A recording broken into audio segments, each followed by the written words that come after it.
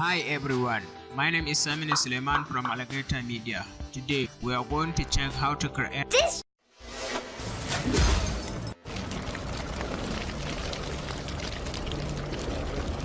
Sunana Samini Suleiman daga nan Alligator Media. Da farko wanda yake bukata zai iya downloading yana link din yana a karkashin description na video na. Za ka yi download a video copilot.net.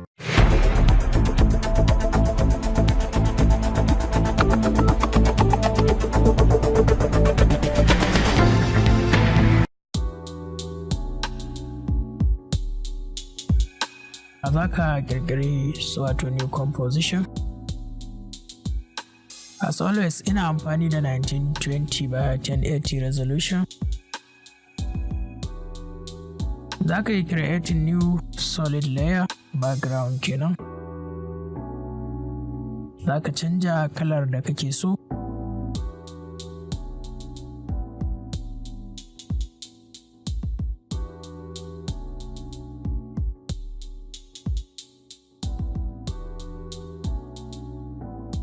Gradient ramp kenan, sai ka dragging din shi ko ka double click zai kawo ka layer ka da kai apply. A nan za ka seta duk abin da kake buƙatar setawa. Za ka yi swap color in kana buƙatar shi.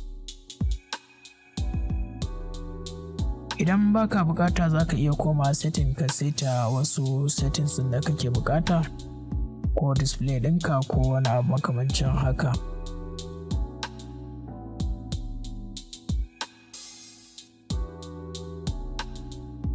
Zan seta wannan zuwa 2000. Start RAM kenan. Sai zo wannan end RAM. Zan seta shi zuwa 4000.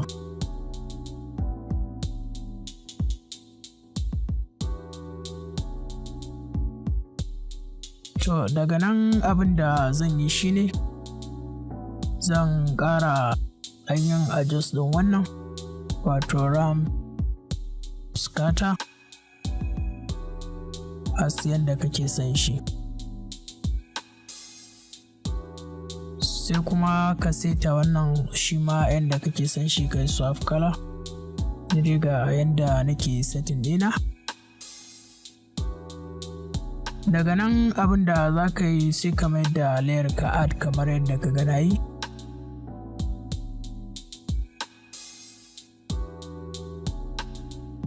In kana son canja kala za ka iya canja yadda kake bukata kai clicking din kalar da kake so.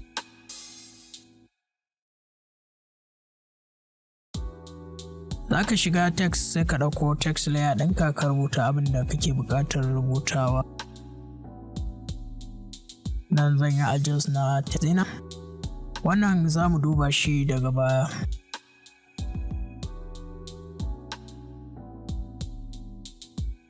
Sai kai creating new solid layer. Wannan karan za ta zama baka saboda akanta ne za mu saka plugins mu na server lights.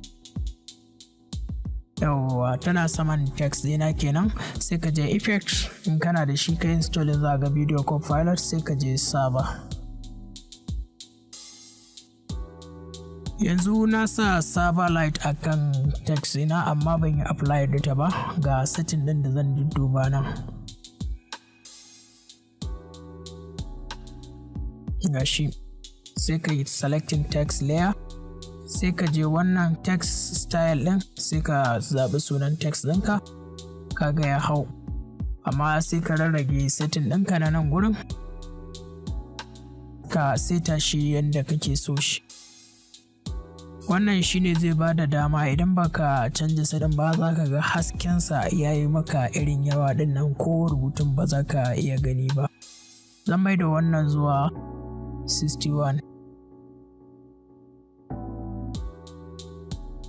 Sai shi wannan shi ma zan ɗan yi adjust ɗin shi kaɗan yadda nake son shi.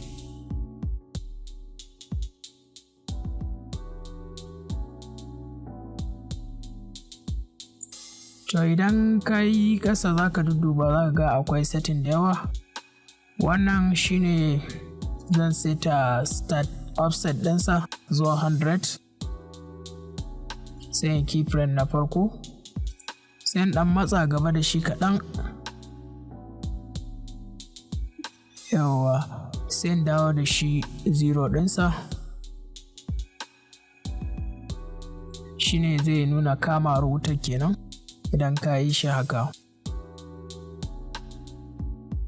Sai right click sai in trim curve iya inda nake bukata kenan, yawa.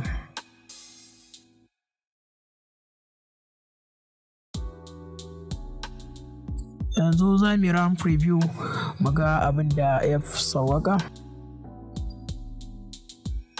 yawa. Ga yadda yake kama, to daga nan zaka je sai ka zaɓi, sai ka koma kan server light ɗinka, za ka ga select, sai ka shiga, sai ka zaɓi kalar wutar da kake bukata. Misali yanzu zan sa headcore,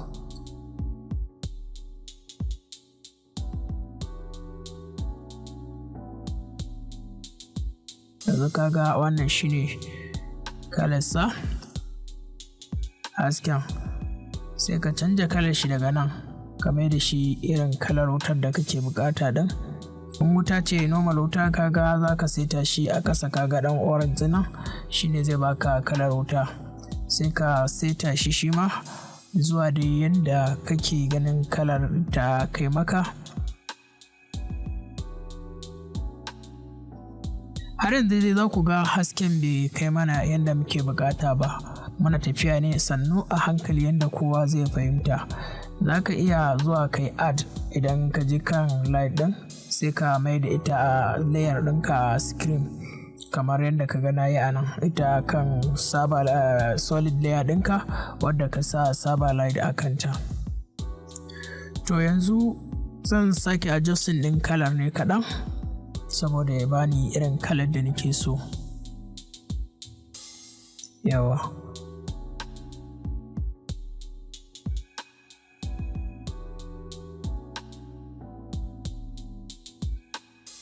Sai in tafi zuwa fire, wanda shine asalin wuta kenan normal kamar yadda na yi amfani da shi a tutorial ɗina.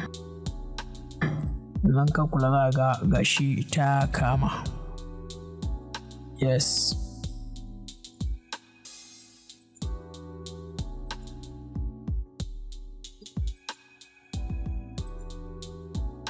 Zan ɗan ƙara adjust na kalar kaɗan saboda ya ba mu lalle kalar wuta ɗin sosai. Okay, yawa. To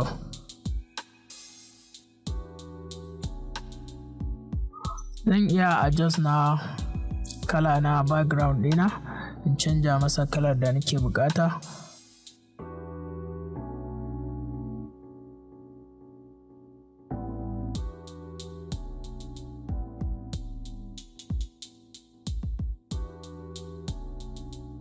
Yawa.